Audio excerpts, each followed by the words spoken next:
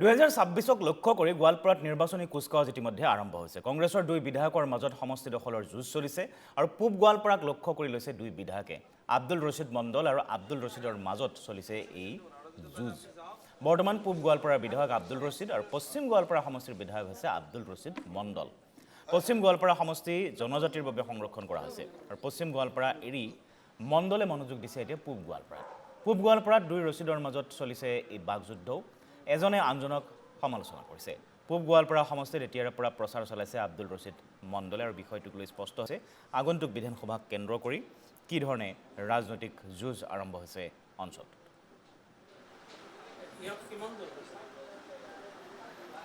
আৰু এই সন্দৰ্ভত আগবঢ়াইছোঁ আমাৰ সাংবাদিক নীলমণি শৰ্মাৰ এক প্ৰতিবেদন।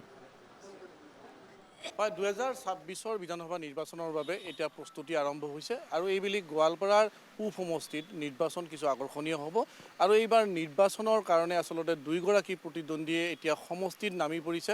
এগৰাকী হৈছে গোৱালপাৰা পশ্চিম সমষ্টিৰ বিধায়ক ৰছিদ মণ্ডল, আনগৰাকী হৈছে গোৱালপাৰা পূব সমষ্টিৰ বিধায়ক একে ৰছিদ আলম, যিগৰাকী বিধায়কে আচলতে বিগত সময়ত নিজকে সমষ্টিৰ ৰজা বুলি জাহিৰ কৰিছে।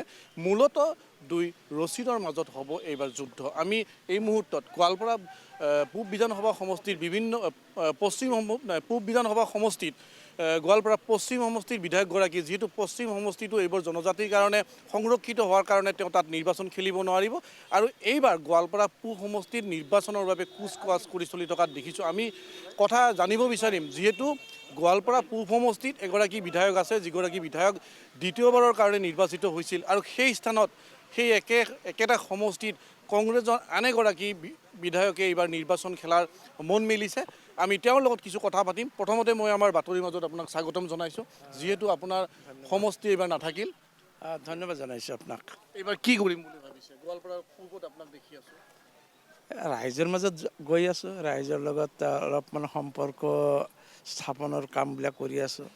কাৰণ যিহেতু ৰাজনীতিত আছোঁ, ৰাজনৈতিক জীৱনটো ধৰি ৰখাৰ কাৰণেতো ৰাইজৰ মাজত থাকিবই লাগিব।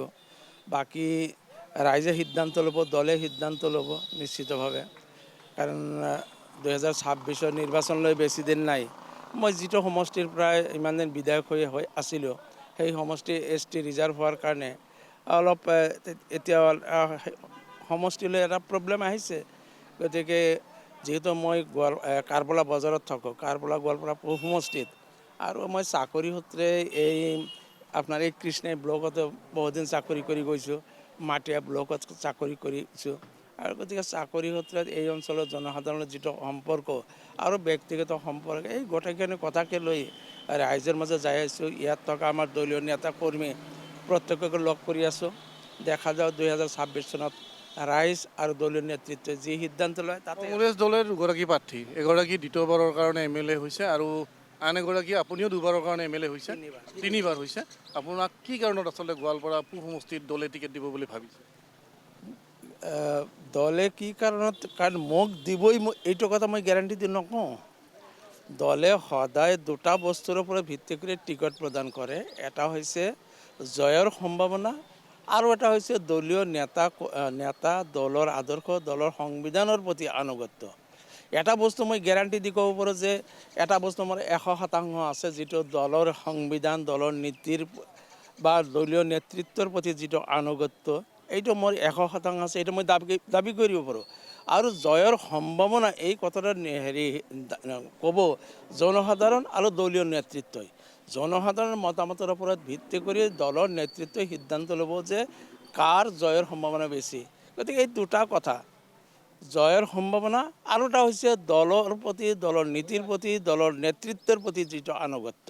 ইতিমধ্যে একে ৰছিদ আলমে আপোনাৰ বিৰুদ্ধে দল বিৰোধী কাৰ্যকলাপত লিপ্ত থকা বুলি আপোনাৰ বিৰুদ্ধে অভিযোগ দাখিল কৰিছে হাইকমাণ্ডৰ ওচৰত, আৰু একে ৰছিদ আলমে কৈ আছে যে মণ্ডল তেওঁৰ প্ৰধান শত্ৰু। কি ক'ব? ৰাজনীতিত শত্ৰু বুলি কোনো শব্দ নাথাকে। ইয়াতে ক্লাছত বহুত ছাত্ৰ ছাত্ৰীয়ে থাকে, তাৰ মাজত এজন ফাৰ্ষ্ট হয়, বাকীবিলাকে ৰোল নম্বৰ 2, 3, 4 হৈ যায়। সেইবুলি শত্ৰু নেকি? তেনেকৈ এতিয়া গোৱালপাৰা পূব সমষ্টিত এজনেই মাত্ৰতো ভোটাৰ নহয় যে তেওঁ বিধায়ক হ'ব।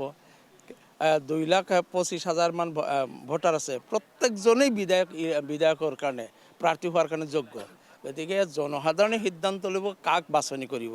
দলে সিদ্ধান্ত ল'ব কাক টিকট দিব। গতিকে ইয়াত লোকসভা নিৰ্বাচনৰ সময়ত আপুনি কংগ্ৰেছ প্ৰাৰ্থীগৰাকীৰ বিৰোধিতা কৰা বুলি ইতিমধ্যে আমাৰ বিধায়কগৰাকীৰ মুখত একে ৰচিদ আলমৰ মুখত সদায় মানে সঘনে শুনা যায়।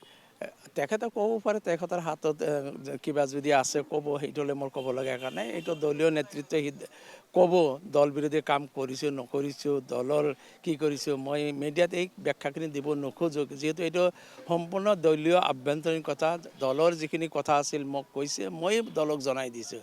কথা এটা ওলাইছিল সংবাদ মাধ্যমতে আমি পাইছিলোঁ যে একে ৰচিদ আলমে কৈছিলে মণ্ডল একে ৰচিদ মণ্ডল কিমান গুণ্ডা, তাতকৈ মই বহুত বেছি ডাঙৰ গুণ্ডা।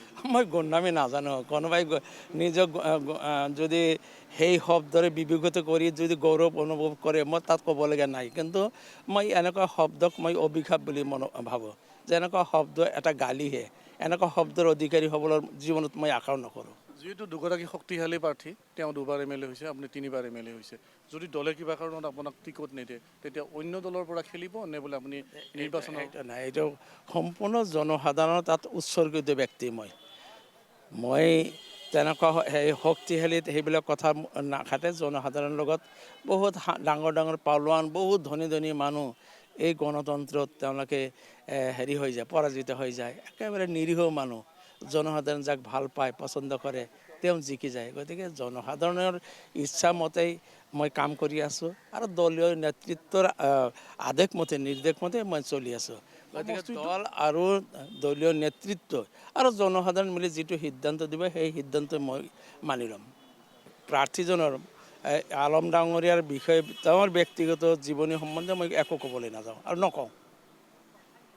আচলতে গোৱালপাৰা পূব বিধানসভা সমষ্টিৰ আগন্তুক নিৰ্বাচনৰ সময়ত কংগ্ৰেছ দলে কাক প্ৰাৰ্থিত্ব কৰে সেইটো ডাঙৰ কথা, কিন্তু সম্প্ৰীতি এইখিনি সময়ত কিন্তু দুগৰাকী বিধায়কৰ একে ৰচিদ আলম আৰু একে ৰচিদ মণ্ডলৰ মাজত চলিছে টিকট কেন্দ্ৰিক যুঁজ। আৰু এই যুঁজত আচলতে কোনে টিকট ল'ব পাৰে সেয়া এক ডাঙৰ প্ৰশ্ন। আৰু এই মুহূৰ্তত গোৱালপাৰা পূব সমষ্টিত কিন্তু নিৰ্বাচন কেন্দ্ৰিক বঁটা ইতিমধ্যে আৰম্ভ হৈ গৈছে। আৰু এতিয়া বিভিন্ন দলে, ৰাজনৈতিক দলৰ নেতাসকলে কিন্তু গোৱালপাৰা পূব বিধানসভা সমষ্টিত নিজৰ টিকটৰ দাবীদাৰত কিন্তু প্ৰচাৰ আৰম্ভ কৰিছে।